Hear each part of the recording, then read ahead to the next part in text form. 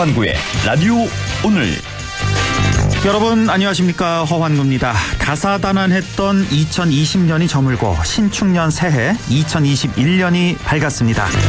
지난해는 코로나19로 인해 전 세계가 꽁꽁 얼어붙었던 한 해였는데요. 새해는 코로나 바이러스가 사라지고 다시 평범하고 소중한 일상을 되찾을 수 있는 그런 한 해가 됐으면 합니다.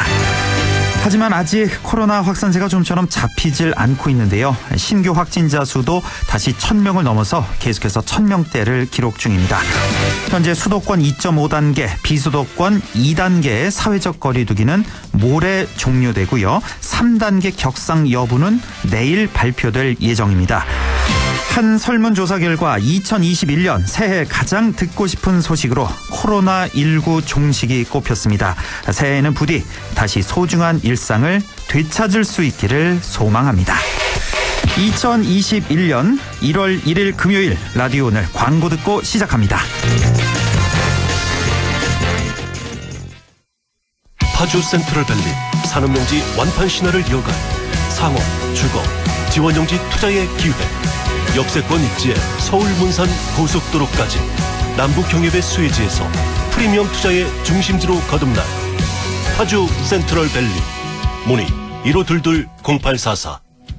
자, 따라해보세요. 이카운트 ERP 4만원 회계관리, 이카운트 ERP 4만원 재고관리, 이카운트 ERP 4만원 생산관리. 사업 성공 함께해요. 이카운트 카운트 ERP의 모든 기능을 월 4만원에 드립니다. 이카운트 가입비 부가세 별도. 파주 센트럴밸리 산업용지 완판 신화를 이어갈 상업, 주거, 지원용지 투자의 기회, 역세권 입지에 서울 문산 고속도로까지 남북경협의 수혜지에서 프리미엄 투자의 중심지로 거듭날 파주 센트럴밸리. 문의 1522-0844.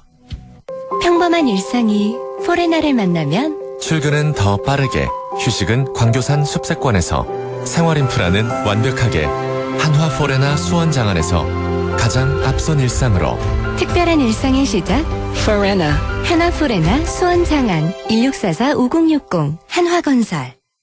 네, 라디오 오늘 금요일 순서 시작합니다. 1부 한 주간의 시사 이슈 진단해보는 최진봉의 시사 포커스 준비하고 있고요.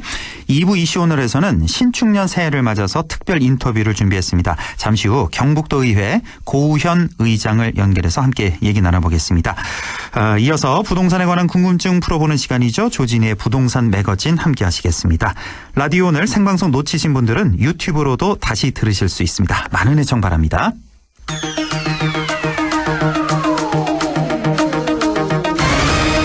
네, 최진봉의 시사 포커스 시작합니다. 오늘도 성공회대 신문방송학과 최진봉 교수와 함께합니다. 교수님 안녕하십니까? 예, 안녕하세요. 네, 새해 복 많이 받으시고요. 예, 새해 복 많이 받으십시오. 자, 오늘은 지난 한 해 2020년을 총 정리해보는 시간, 특히 좀 정치적으로 사회적으로 좀 시선을 맞춰 보겠습니다. 예. 우리 정치, 사회, 뭐 전체적으로 어떤 영향을 끼쳤을까? 어떤 게 가장 큰 영향을 줬을까 생각해 보니까 예. 첫 번째 손가락은 역시 코로나일 것 같고, 그렇죠. 네, 맞습니다. 총선도 생각나고, 예. 추윤 갈등 검찰개혁. 네, 이 정도가 생각이 나네요. 네. 우선 코로나 얘기부터 좀 잠깐 해보겠습니다. 제가 오늘 0시 기준으로 해서 현황을 잠깐만 좀 확인을 해봤더니 전 세계적으로 보니까 확진자가 8,200만 명이에요. 뭐 조만간에 뭐 1억 명 돌파할 것 같고 사망자는 180만 명이 넘었고 자, 이렇게 미국 뭐 정말 심각하죠. 지금 확진자가 2천만 명 육박하고 오늘 내일 뭐 넘어설 것 같고 사망자도 34만. 인도가 이제 그 다음이고요. 1,000만 이상 됐고 일본이 23만 명 넘었고요. 우리나라가 최근에 계속 1,000명 안팎 나와서 갑자기 급증해서 6만 1,000명이 넘은 상태인데 사망자도 많이 늘어서 최근에 사망자가 계속 두 자릿수 늘어서요. 10명, 20명씩 계속 나와서 917명 이렇게 나온 상태입니다. 자, 뭐 전체적으로 생각나는 말씀 좀 해주시죠. 코로나 사실 이제 우리 2020년 하면 20년 전 뭐 마찬가지입니다만 우리 생활이 코로나 이전과 이후로 나눠질 정도로 엄청난 변화가 있었죠. 거의 뭐 이제 우리의 삶의 많은 부분에 변화가 있었는데 예컨대 뭐 제가 있는 학교도 마찬가지입니다. 대학들도 신입생들 같은 경우에 학교에 한 번도 등교를 한 적이 없거든요. 아 지금 전부 잠깐만요. 비대면으로. 그 학생들 신입생들 한 번도 온 적이 없어요? 수업을? 네, 한 번도 온 적이 혹시 없어요. 뭐 학과마다 좀 다르고 이런 거 아닙니까? 약간의 차이가 있죠. 근데 이제 학과마다 차이가 있긴 한데 물론 이제 뭐 선생님들, 그러니까 교수님들 중에 몇 분이 숫자가 적은 수업 같은 경우, 10명 이하의 수업 같은 경우에 뛰어앉기나 이게 가능한 경우는 가끔씩 출석한 경우가 있었지만 대부분은 거의 뭐 90% 이상은 예 맞습니다. 아유.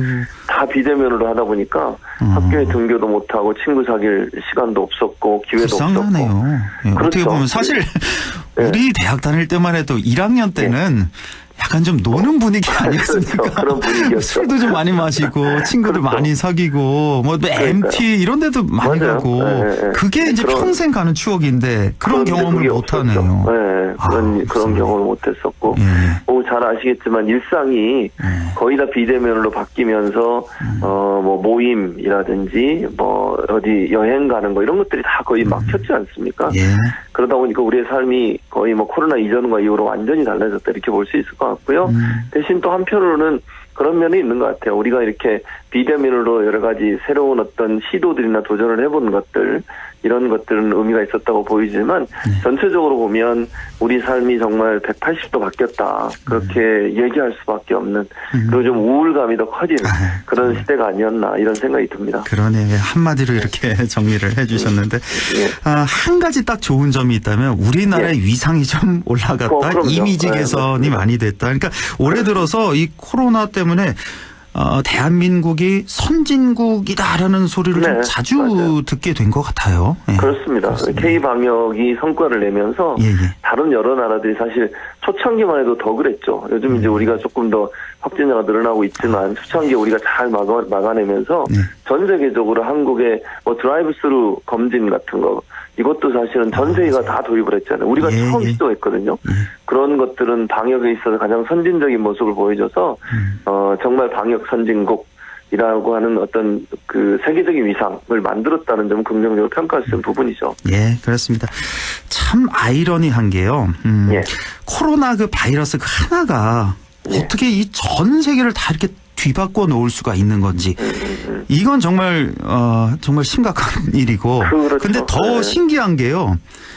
이런 상황에서 모든 세계 경제가 다 이렇게 와르르 무너진 실물 경제가 무너진 상태에서 어떻게 이렇게 주식 시장은 최대 화랑이 될 수 있으며 부동산 시장도 이렇게 화랑이 될 수 있는지 이것도 참 신기한 현상인 것 같습니다. 다시 오지 않을 그런 현상인 것 같고 우리가 왜 이런 큰 감염병 하면 흑사병이 떠오르잖아요. 그 중세 시대죠. 뭐 14세기 뭐 그쯤에 이제 유럽을 그때 뭐 2억 명 이상 사망했다 뭐 이렇게 기록에 있는데 사실은 훨씬 더 많을 수도 있을 것 같아요. 그때 뭐 집계라든지 이런 게 뭐 정확하지 않으니까. 그때 이후에 아마 최대 피해를 입은 그런 감염병이 아닐까.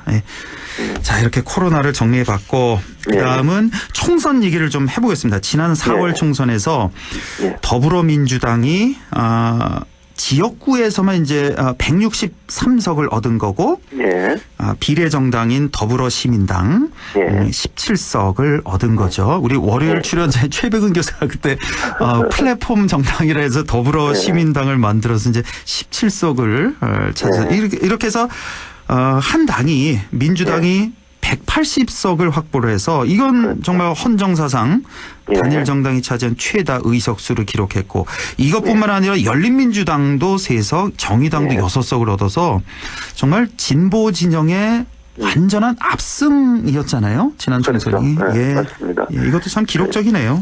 기록적이죠. 사실 이제 그런 경우가 나온 게 제가 볼 땐 그래요. 민주당이 물론 자체적으로 잘한 부분도 있지만 반대로 얘기하면 그 박근혜 전 대통령 탄핵 이후에 보여줬던 야당의 모습이 너무 실망스러웠던 거예요. 그러니까 탄핵 이후에 뭔가 변화되고 개혁적인 모습을 보여줘야 되는데 잘 아시는 것처럼 정광훈 목사로 대표되어지는 극우적인 세력들 이런 세력들과 함께하면서 국민적 분노를 불러일으킨 일을 계속 해왔지 않습니까? 그런 부분들이 사실 국민들한테 심판을 받은 거죠. 그러니까 탄핵을 당한 대통령을 배출한 정당이라고 하면 반성하고 개혁하는 모습을 보여줬어야 되는데 예. 대통령 선거 때도 그랬지만 그 이후의 행보를 보면요. 총선까지 계속 국민들에게 마음에 정말 화가 나는 그런 일들만 계속 해왔어요. 그리고 극우적인 세력들과 손을 잡는 것도 그때 당시 실패했던 중요한 원인이 됐다고 볼 수 있을 것 같고요. 이런 부분들이 결국은 그러니까 민주당 자체적으로 갖고 있는 저력이라는 부분 플러스해서 예. 야당이 제대로 역할을 못해서 거기에 대한 심판, 실망감이 결국은 지금 말씀하신 거의 뭐 한 200석에 가까운 진보 성향의 의석이 만들어지는 그런 요소로 작용했다고 볼 수 있겠죠. 예.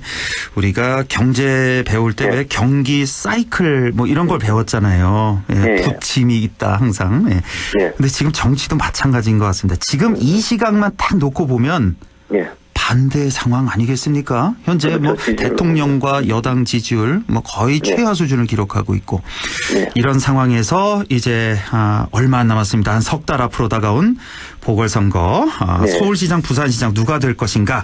자, 지금 이 시점에서 본다면 분명히 야당이 좀 앞서 있는 것 같습니다. 부산시장 선거는 좀 많이 앞서 있는 것 같고 그렇죠. 현 시점에선 서울도 야당 쪽이 좀 우세한 것 같습니다. 지금 여야 후보들 얘기 나오고 있는 후보들을 좀 보죠. 일단 여당은 지금 우상호 의원만 일단은 출마 선언했는데 1월 중에 박영선 장관이 출마 선언 뭐 여부를 결정하겠다고 하죠. 현재로 봐서는 박영선 장관이 유력한 것 같아요. 여당에서. 현재로서는 그렇습니다. 그러니까 지금 말씀하신 것처럼 현재 시점에서 말씀드리면 박영선 장관이 가장 지지율이 높은 것으로 나오고 있고요. 가장 유력한 후보 중에 한 명인 것으로 나타나 있습니다. 그래서 제가 볼 때는 크게 변화는 없을 것 같아요. 제가 말씀드리는 것은 지금 여당 후보로 나올 분들이 예측되는 분들이 결국 오상호 의원, 그다음에 박영선 장관, 그리고 박주민 의원이거든요. 그렇습니다. 박주민 의원은 아직까지 고민을 좀 하고 있는 것 같고 그런 상황이라고 하면 여기에 또 깜짝 새로운 인물이 나올 가능성은 지금 현재로 낮아 보여요.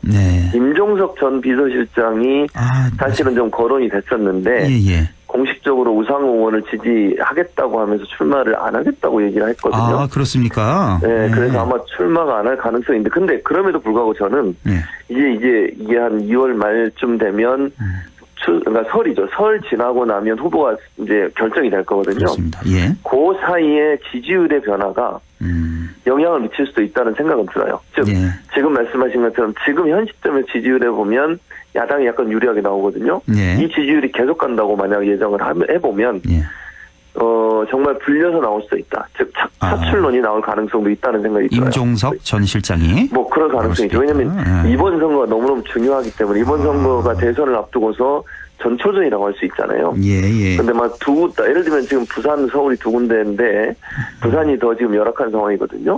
서울까지 뺏겼을 때는 여론이 상당히 안 좋게 돌아갈 가능성이 있어요.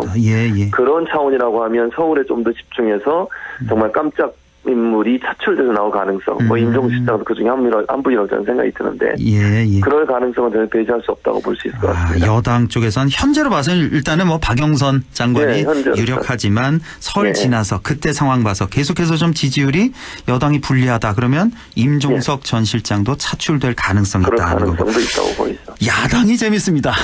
우리가 보기에 이거 정말 모르겠어요. 지금 안철수냐, 나경원이냐, 오세훈이냐 이 세 명으로 압축되는 거 같네요. 지금 봐서는. 그런 분위기죠. 지금 그런 분위기인데 문제는 안철수 대표가 어떻게 그러면 단일 후보가 될 거냐 하는 문제. 이 단일 후보 만드는 과정에 저는 갈등이 있을 거라고 보거든요. 그렇습니다. 예를 들어서 만약에 안철수 대표가 그 단일 후보가 되기를 원한다 자기는 야권에 그렇게 얘기를 했잖아요. 그게 성사가 안 되면 국민의힘에서 또 후보가 나올 가능성이 있습니다. 그럼 표는 어떻게 되겠습니까? 분산되는 거예요. 그러면 제가 볼 때 야권이 불리해집니다. 그러니까 분리가 아니라고 필패 아닙니까? 그렇게 되면? 필패될 가능성, 뭐 그렇게까지 얘기하면 또 지나칠 수 있지만 그렇습니까? 불리하다고 저는 보는데 근데 그런 가능성이 전혀 없는 게 아니에요 지금. 왜냐하면 안철수 보세요. 대표는 국민의힘에 들어갈 마음이 거의 없어요. 그렇죠. 왜 안철수 대표가 뭐라고까지 얘기했냐면 내 욕심이 그분 표현입니다. 내 욕심이 아니라 국민의힘 이름으로 나가서 국민들의 지지를 받을 수 있겠느냐 이런 얘기를 했거든요. 그러니까 본인은 그냥 야권 전체의 통합 후보로 나가고 싶어하지 국민의힘의 타이틀을 달고 나가고 싶어하지 않는 거예요. 그런데 지금 김종인 비대위원장은 우리하고는 관계없는 사람이다 이렇게 선을 긋고 있잖아요. 아직까지는. 그리고 본인이 들어오라고 그래요. 그러니까 국민의당에 국민의힘에 입당을 해서 거기서 경선에서 후보가 되라 이렇게 좀 주장을 하고 있거든요. 네. 근데 이 갈등이 과연 접점을 찾을 수 있을까? 일단 정말 재밌을 것 같습니다. 이게 지금 후보가 2월 말쯤 3월 초 이쯤 되면 네, 이제 결정이 될 테니까 네. 그 단일 후보를 결정하는 그 과정도 네. 상당히 흥미진진할 것 같고 네. 자, 추윤 갈등 우리가 거의 1년 내내 얘기한 것 같아서 이 얘기는 하지 말까요, 교수님? 아니, 그래도 해야죠. 정말 한 30초만 좀 정리해 주세요. 네. 예. 아니 저는 이렇게 생각해요. 서로가 이제 갈등이 있었고 그 부분이 여론에 부정적인 영향을 미친 부분도 분명히 있고요. 네. 그러나 저는 지지층 결집에는 일정부터 긍정적인 평가를 했다고 볼 수 있거든요. 네. 그러니까 추윤 갈등이 전반적으로 여론에 부정적인 영향을 미쳤지만 지지층을 결집하는 데는 또 영향을 미쳤어요. 그런 점에서 보면 장단점이 있고 물론 얻은 것보다 잃은 게 더 많다고 판단할 수 있을 것 같고요. 다만 추후에 이 상황이 어떻게 전개될지는 지켜봐야 되는 상황이라고 저는 봅니다. 예, 그렇군요. 네. 자, 최근에 이제 박범계 법무부 네. 장관이 임명이 됐고요. 예. 공수처장 후보로 김진욱 헌법재판소 선임연구관이 낙점이 된 상태입니다. 자, 네. 이것과 관련해서 앞으로 공수처의 활약 그리고 나아가서 검찰 개혁 어떻게 될 것인지 정리를 좀 해주시죠. 예, 일단 공수처는 출범이 될 것 같고요. 공수처 출범한다고 해서 여러 군데에서 그런 얘기들이 많은데 1호 수사 대상이 뭐가 될 것이냐. 윤석열이냐 아니냐 얘기가 많습니다. 예. 근데 저는 그게 윤석열이 될 가능성은 아직까지 낮다고 보고요. 일단 중요한 건 공수처가 출범을 하는 게 중요해요. 예. 왜냐면 공수처장은 임명이 될 겁니다. 왜냐면 추천이 됐고 지명을 했으니까 인사청문을 통해서 임명이 될 거고요. 다만 이제 그 밑에 검사들을 뽑을 때도 일정 부분 야당 의견을 듣도록 돼 있거든요. 네. 그래서 검사 25명을 선발하는데 일정 부분 시간이 필요하기 때문에 완전히 완성되는 데는 아마 설 지나거나 아니면 그 바로 임박해 되지 않을까 하는 생각이 들어요. 예. 그래서 한 2월 말, 2월 초 이 정도가 돼야 될 것 같고요. 왜냐하면 공처장만 있다고 해서 공처가 출범하는 건 아니잖아요. 그럼요. 거기 일할 검사들도 다 뽑아야 되고 이래서 수사관들도 많이 뽑아야 되고. 그렇죠. 예. 그 시간이 좀 걸릴 것 같고요. 검경 이제 수사권 조정이 1월 1일부터 시작이 됩니다. 그리고 박범계 장관이 이제 임명이 되면 제가 볼 때는 이제 후반 작업이라고 보거든요. 그러니까 윤 총장과 추 장관의 갈등처럼 그렇게 큰 갈등이 있을 가능성은 좀 낮다고 봅니다. 물론 약간의 갈등이 있을 거라는 예측은 가능한데요. 네. 이미 어느 정도 다 진전이 돼 있고 공처도 출범을 했고 검경수사권 조정에 관련한 공처법도 통과가 된 상태이기 때문에 1월 1일부터 시행을 하거든요. 다만 민주당은 좀 더 개혁적으로 지금 더 검찰 개혁을 하려고 해요. 그러니까 수사권 조정을 넘어서서 예를 들면 검찰은 기소만 하는 그런 업무만 하게 만든다거나 예. 검찰의 조직을 좀 축소하는 방향으로 법을 바꾸려는 시도를 할 겁니다. 예. 그걸 이제 검찰개혁 2탄이라고 할 수 있을 것 같은데 그 과정에서 야당과의 갈등이나 검찰의 반발이 일어날 가능성은 충분히 있다고 봅니다. 근데 이제 다만 법무부와 검찰의 어떤 대결 양상보다는 국회와 검찰, 즉 여당과 검찰 간의 어떤 대결 양상으로 갈 가능성이 있죠. 왜냐하면 법은 사실은 조직 개편 관련해서는 국회에서 법을 만들어야 되는 거 아니겠어요? 그 개정을 하고. 예. 이번에 지금 김용민 의원이 그 발의한 내용 보면 검찰청의 이름도 좀 바꾸고 그래서 공소청 이렇게 바꾸겠다 이렇게까지 얘기를 하고 있어요. 예. 그래서 기소하고 공소만 할 수 있도록 하는 그런 쪽으로 가다 보면 결국 이제 그 부분과의 갈등은 있을 수 있겠지만 추윤 갈등처럼 그렇게 극렬한 대결 양상으로 갈 가능성은 낮다. 왜냐하면 이미 어느 정도 법적으로 완성이 됐고 예. 후반 작업을 박범계 이제 후보자가 할 거기 때문에 예전과 같은 갈등 양상으로 갈 가능성은 낮다고 보이지고요. 다만 예. 검찰 개혁은 계속 진행형이다. 현재까지 마침표가 찍힌 건 아니다. 이렇게 말씀드릴 수 있습니다. 알겠습니다. 자, 이렇게 해서 지난 2020년 한 해를 좀 정리해보는 시간 가져봤습니다. 2021년 새해에도 좋은 말씀 계속해서 부탁드리겠습니다. 교수님 고맙습니다. 예, 감사합니다. 네, 지금까지 성공회대 최진봉 교수와 함께했습니다. 라디오 오늘 잠시 후 2부에서 뵙겠습니다.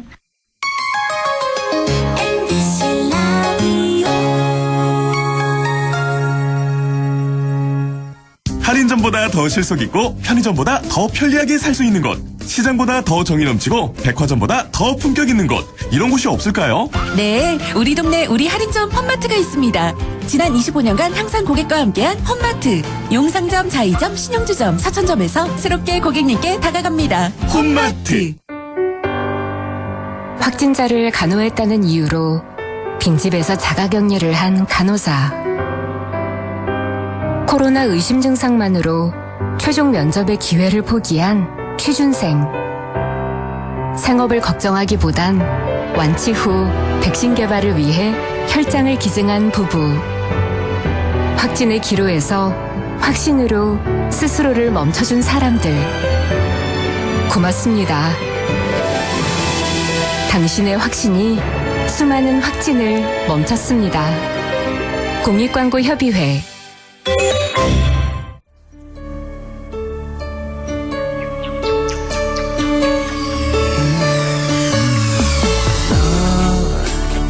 마음을 열어줘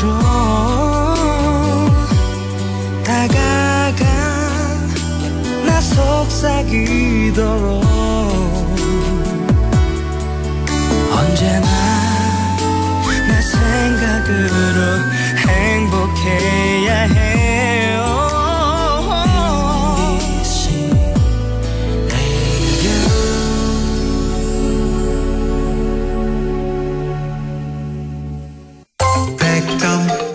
MBC 라디오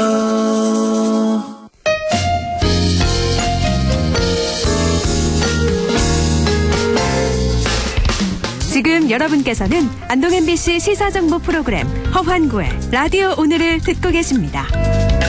저는 사생결담 강재입니다.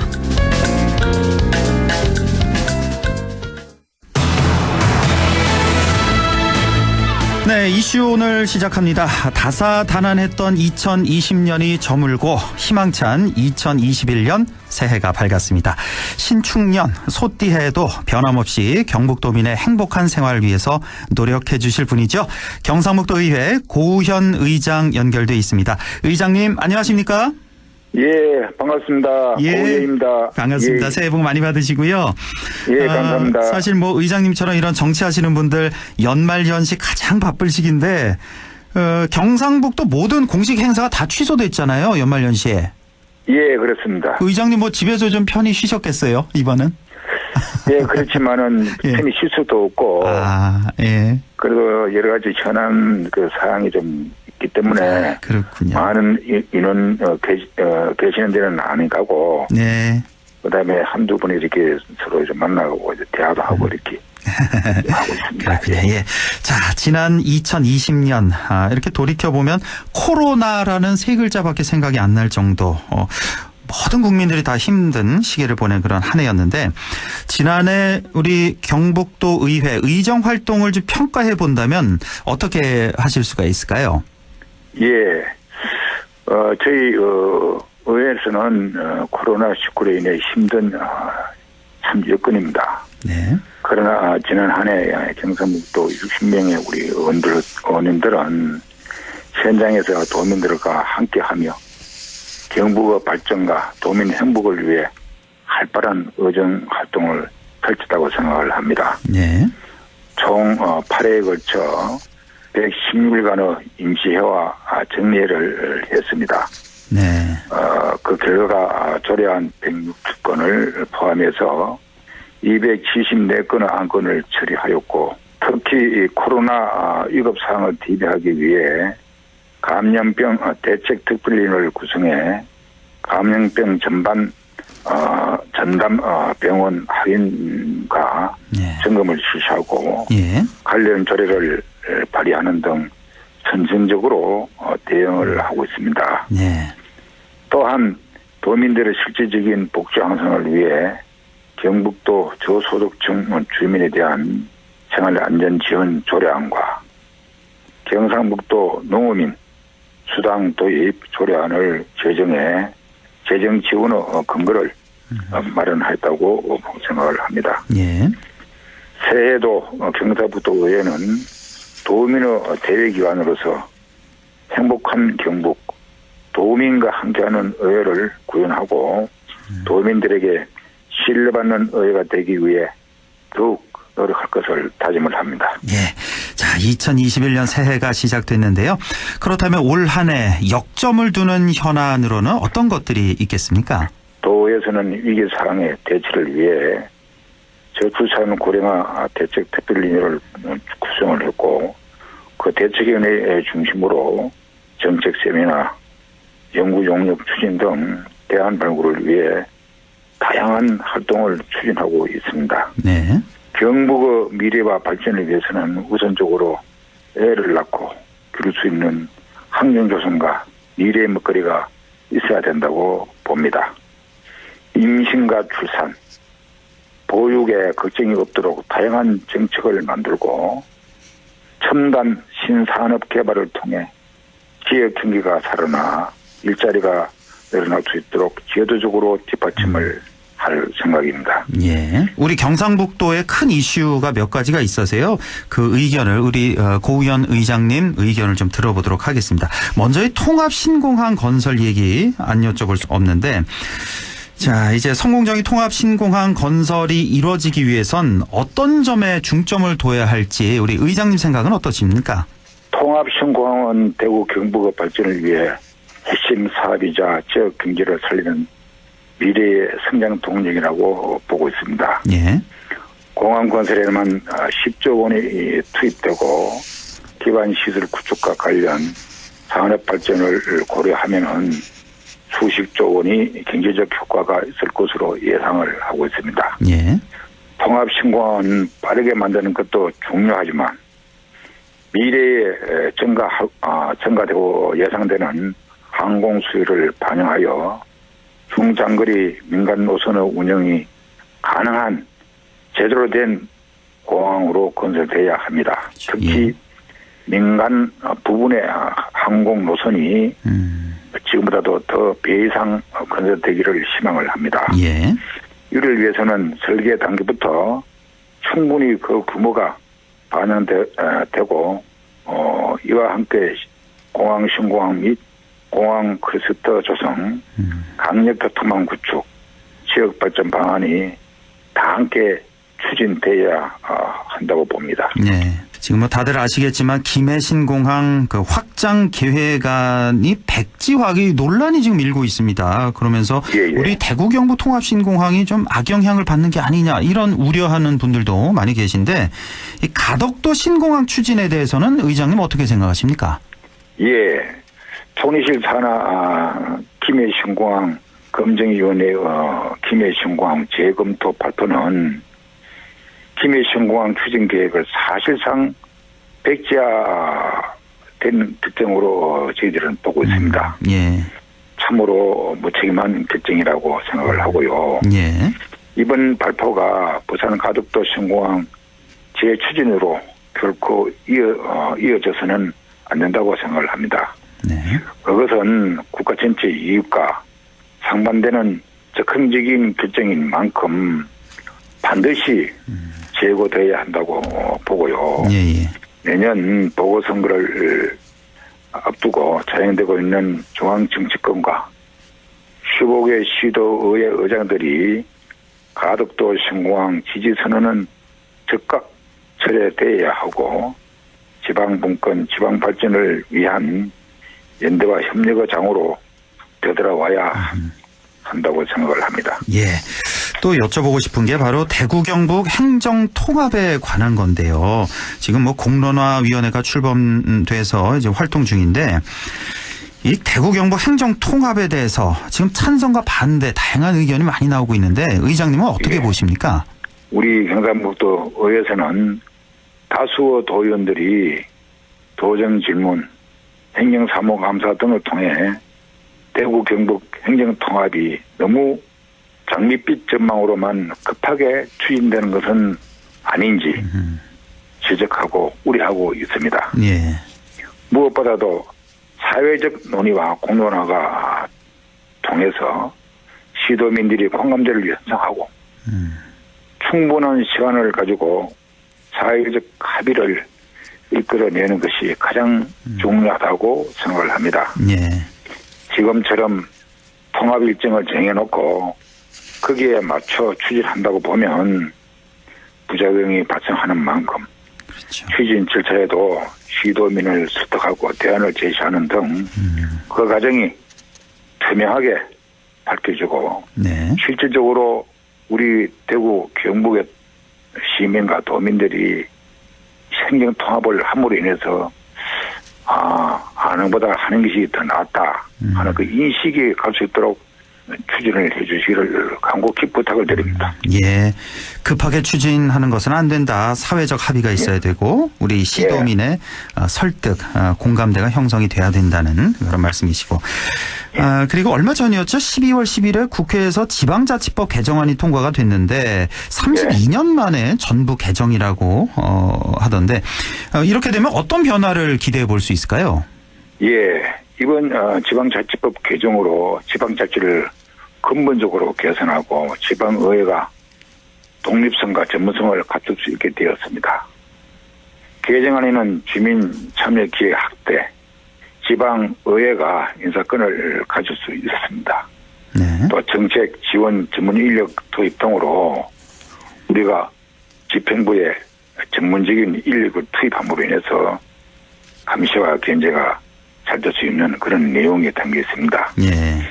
또한 지방의회 직원 인사권이 지금은 도지사에게 있기 때문에 집행부에 대한 견제 감시 기능이 한계가 있습니다. 예. 즉 말하자면은 의회에 와서 근무하는 우리 공직자들이 인사를 도지사가 하기 때문에 거기에서 자유롭지를 못하잖아요. 예. 그래서 그 한계를 이번에 개선하게 됐다는 그런 의미도 있습니다. 이건 잘 됐네요.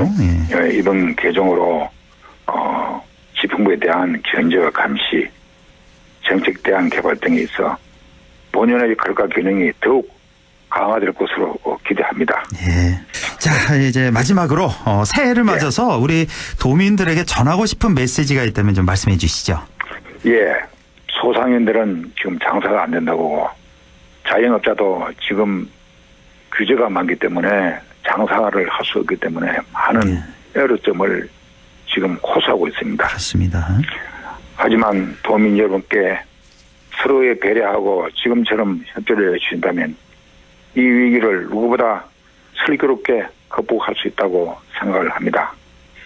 경상부터 의회 60명 의원 모두는 올해에도 변함없이 경북의 발전과 도민 행복을 위해 도민 여러분들을 위해 몸과 마음을 함께 모아 열심히 뛰겠습니다.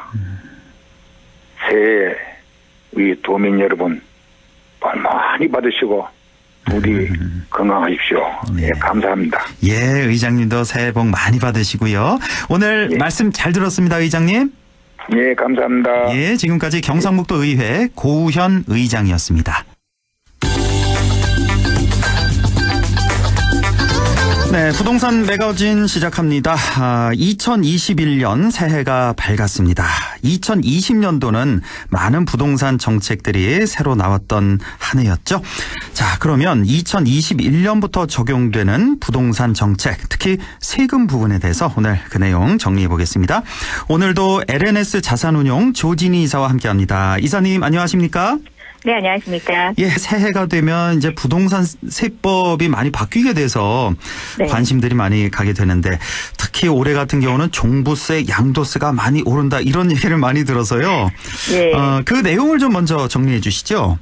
예, 우선 간략하게 정리를 한다면 1월 1일부터 이제 바뀐 종부세 인상안이 적용이 된다고 보시면 될 것 같고요. 물론 이제 2주택 이하자는 그래도 좀 부담이 덜 하실 텐데 이제 그 2주택부터 이제 과세 보유 기간별로 해서 적게는 0.1에서 0.3% 정도 포인트 좀 올라가게 됩니다. 그리고 이제 3주택 이상자라든가 조정대상 이상의 지역에 계시는 20주택자 같은 경우도 기존에 비해서 한 0.6에서 2.8%까지 인상을 하게 되니까 많이 오르는 거죠, 이 정도면. 예. 그렇죠. 근데 가장 이제 민감한 사항들이 정부가 공시했던 내용 중에 이제 과세 표준화는 이제 그 공시가격을 올려서 이제 시장 가격에 거의 준하는 가격을 기준으로 해서 세금을 부과하겠다. 그래서 작년에 이제 90% 정도 됐고 올해 이제 95%가 됐으니까 내년 되면 이제 100% 현실 가격이 된다. 이렇게 되니까 아무래도 세금에 대한 부담감도 더 늘어날 수밖에 없을 것 같습니다. 네. 뭐 이 방송 들으시는 1주택자들은 큰 영향이 없습니다.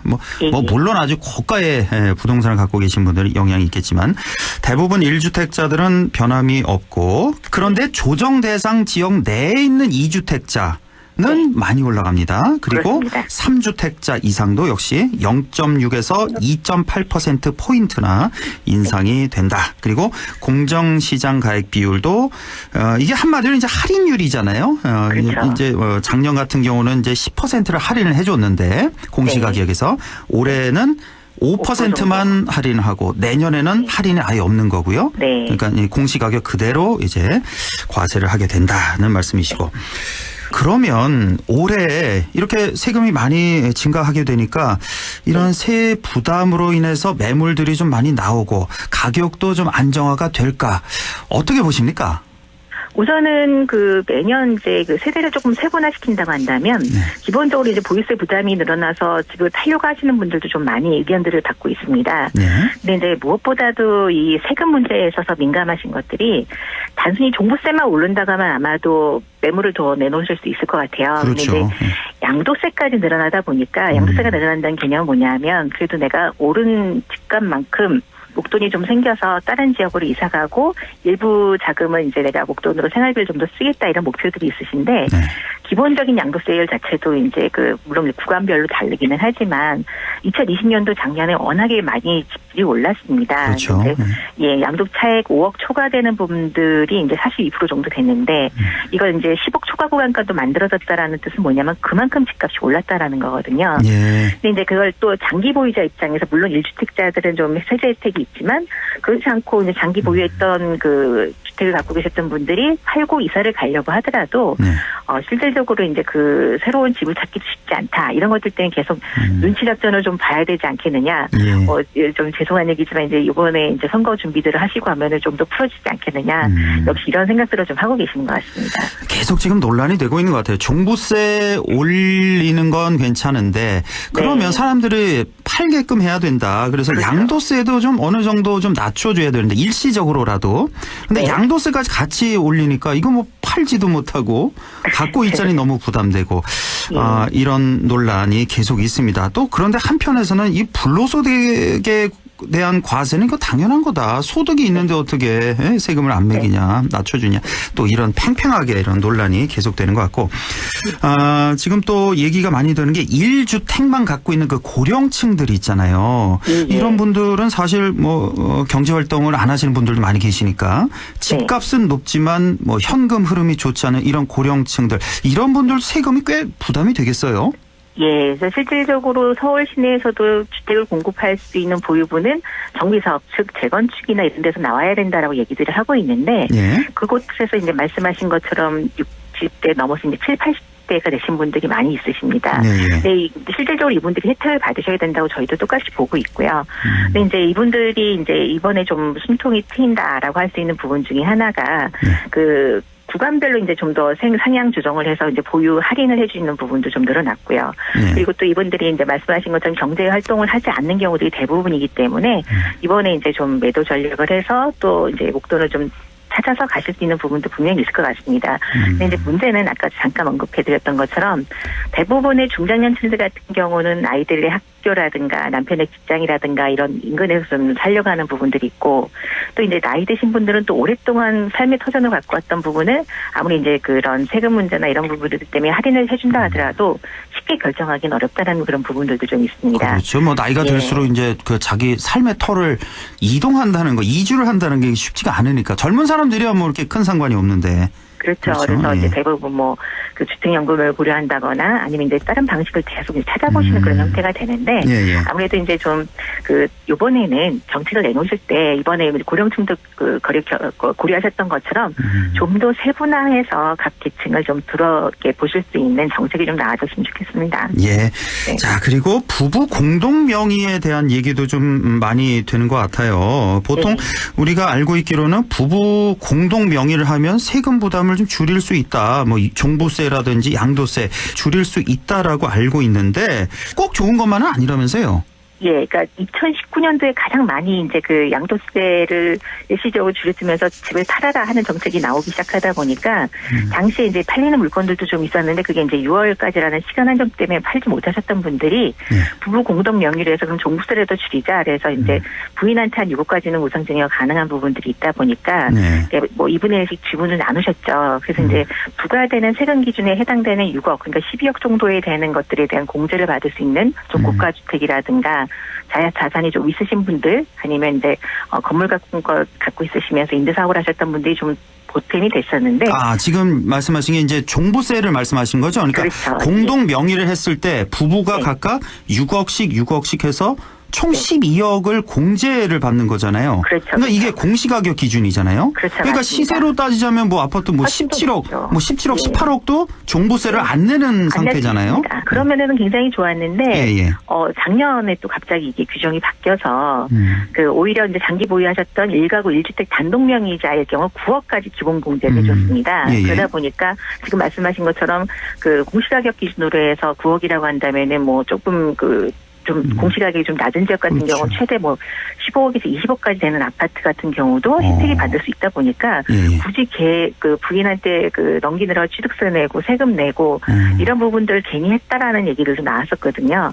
그러다 보니까 올해도 또 이런 부분들에 대한 이슈가 좀 있는 게 그럼 과연 절세를 하기 위해서 다시 남편 이름으로 해서 이걸 정리를 하고 다시 주택을 갈아타야 되느냐 하는 이제 좀 고령층에 대한 고민들이 생겨나시는 부분들도 있고 그렇다기엔 또 이번에도 또 취득세 또 내야 되는 거 너무 어렵다 이러시는 분들도 있습니다. 그래서 하나 알려드리자면 이제 이번 연도 9월 16일에서 30일까지 종부세 계산 기준 날짜가 이제 그때 반영이 됩니다. 그래서 그 이전까지 좀 충분하게 고려하셔서 명의 변경이나 다시 이제 뭐 다시 갖고 오신다거나 이런 걸 고려하시면 좋을 것 같습니다. 그래요. 9월 16일부터 30일까지. 그때 뭐 명의를 변경하시려면 그때 하셔야 된다는 거고. 그 전에까지 이제 고민하시고요. 종부세 부과 기준을 6월 1일로 알고 있는데요. 이건 또 다른 얘기인가요? 이거는? 부부들에 대한 명의 변경까지는 최대 좀 시간을 더 준다고 보시면 될 것 같습니다. 그런 게 또 있군요. 자, 분양권 얘기 지난주에 잠깐 말씀해 주신 것 같은데 지방 같은 경우에 분양권 전매 세력들이 막 붙으면서 거기 가격 많이 올렸다 그런 말씀 해 주셨는데 이제 올해부터는 이게 쉽지가 않다고요. 무조건 뭐 보유기간하고 상관없이 뭐 50% 렌타 이거는 이제 기존에 이제 조정지역에 해당되는 거였다고 한다면 올해부터는 그러니까 이제 조합원들이 갖고 있는 입주권 중에서 이제 매매가 가능한 입주권들이 있습니다. 1년 기간 안에는 70%, 그 다음에 2년 정도 지나면 60%, 그 다음에 이제 3년 지나선 기본세 유지라고 하는데 분양권이라고 하는 지금 말씀하신 전매권을 갖고 계신 분들이 파는 거는 똑같이 이제 1년, 그 다음에 2년 지나도 무조건 60% 이상의 세금을 내셔야 됩니다. 그래서 아무래도 올해부터는 이제 주택수의 또 양도세 부분에도 올 1월 1일부터 취득하는 새로운 분양권에 대해서 주택수로 또 산정이 돼서 양도세 중과 대상이 되는 것도 있으시니까 그것도 잘 고려하셔서 판단하셔야 될 것 같습니다. 그렇군요. 자, 그리고 1가구 2주택에 대한 기준도 바뀌었는데 예전에는 만약에 내가 주택을 3가지를 갖고 있었다. 그러면 첫 번째 주택을 예를 들어 2년만 이상만 보유하면 두 번째, 세 번째 주택을 팔고 나서 바로 팔아도 1가구 1주택 혜택을 받을 수 있는데 이제는 세 채 중에 두 번째, 세 번째 주택을 팔고 나서 1주택이 되더라도 세 번째 주택을 팔고 나서 2년이 지나야 1주택 혜택을 받을 수 있다. 이렇게 바뀐 거죠? 맞습니다. 그러니까 좀 강화가 됐다 이렇게 볼 수가 있고. 자, 마지막으로 질문 드리고 싶은 게 이제 변창흠 국토부 장관이 취임을 하면서 공급 정책에 관심들이 많이 높아지고 있습니다. 이 변창흠 장관이 공급을 많이 늘리겠다, 역세권에 많이 늘리겠다, 도심에 늘리겠다 이런 의견을 내놨는데 이거는 지금 어떻게 파악하고 계십니까? 일단은 약간 변칙된 공공 재건축 아니냐라는 부분이 있고 그동안 이제 뭐 음아파트나 이렇게 서울이 유명한 지역이 사업을 늦춰왔던 게 35층 안 되고 50층 해서 세대수 좀 더 늘려가지고 그 조합원들 부담을 좀 줄이고 그만큼 환급해서 국가에다가 세금을 내겠다라는 입장이었습니다. 근데 이제 이번에는 공급 정책 위주로 하다 보니까 인센티브를 줘서 늘어난 그 용적률만큼 해당되는 세대수를 임대주택으로 바꾸겠다라는 거거든요. 그래서 벌써 불만들이 나오는 게 이렇게 되면 조합분들이 사시는 것보다 임대주택 비율이 더 늘어나서 그 사업 못하겠다. 이런 의견들도 좀 나오고 있습니다. 그래서 이게 과연 이제 실행에 있어서 정말 파격적인 용적률 정말 좋습니다. 저희도 봤을 때 좋은데 또 걱정되는 거는 역세권에 이제 주로 들어가다 보니까 가뜩이나 교통 막히고 혼잡스러운데 거기 10,000명 이상의 또 세대수가 들어간다라고 하니까 이게 서울이 진짜 죄송합니다. 이런 표현 정말 죄송하지만 가뜩이나 복잡한데 더 폭탄이 되는 거 아니냐. 예, 맞습니다. 예. 저희가 그런 걱정도 좀 할 수밖에 없는 상황인 것 같습니다. 그렇네. 예. 그러니까 일단 뭐 사업 시행이 좀 어려워질 수도 있다. 예, 이런 거 하나하고 교통 문제가 일단 탁 떠올라요. 교통 문제, 뭐 주차 문제 등등 해서 사실은 뭐 청년이라든지 차를 갖고 있지 않은 청년이라든지 1, 2인 가구 정도만 뭐 선호하지 않을까 이런 예상도 있다는 거. 사실 이렇게 매년 세법이 좀 부동산 세법이 바뀌다 보니까 방송을 이렇게 해도 잘 모르겠고요. 솔직히 몇 번은 계속해서 반복해서 들어야 완전히 알 수 있을 것 같습니다. 그래서 왜 세무사랑 친해야 된다 그런 우스갯소리도 나올 정도로 참 복잡합니다. 세법은. 자, 오늘 말씀 여기까지 듣겠습니다. 오늘도 LNS 자산운용 조진희 이사와 함께했습니다. 고맙습니다. 네, 감사합니다. 네, 날씨 알아보죠. 그동안 4년 정도 날씨 정보 전해주셨는데 오늘 마지막 시간이네요. 김도영 캐스터 그동안 감사했고요. 날씨 전해주시죠. 네, 날씨 전해드립니다. 2020년을 돌아보면 기록적인 장마의 때이른 폭염, 연달아 올라왔던 태풍, 또 길게 이어지는 한파까지 다사다난한 날씨였는데요. 올해는 날씨만이라도 좀 무난하게 지나가기를 바라봅니다. 2009년 이후 11년 만에 가장 강한 연말연시 한파입니다. 새해 첫날에도 강추위는 여전합니다. 예년 이맘때 새해보다도 4도가량 낮습니다. 하지만 북극 한기가 워낙 강해서 힘이 약해진다 한들 추위는 여전할 텐데요. 이번 새해 연휴 동안 추위의 기세가 꺾이지 않겠습니다. 이유는 눈구름 뒤로 찬 공기가 유입되면서 북서쪽에서 찬바람이 불어들고 있기 때문이고요. 토요일, 일요일은 종일 영하권 추위를 보이겠습니다. 다음 주에도 강추위 계속됩니다. 이번 한파는 새해에도 상당 기간 이어지겠다는 예보인데요. 북극 한파의 특징입니다.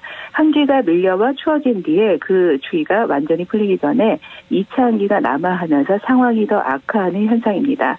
우선 월요일, 화요일쯤 한파의 기세가 조금 누그러지겠고요. 낮에는 영상권을 보이다가 하지만 이후로 2차 한파가 밀려오면서 더 추워지겠습니다. 수요일부터는 다시 강한 북극 한기가 남하하면서 올겨울 최강 한파가 기승을 부리겠습니다. 다음 주 금요일에는 기온이 영하 16도까지 떨어질 것으로 보입니다. 기상청은 이번 한파가 최소 열흘 이상 이어질 것으로 전망했습니다. 내일 기온은 아침에 영하 7도, 한낮에는 영상 2도 예상됩니다. 영양 현재 기온은 영하 3도, 습도는 55%입니다. 날씨였습니다.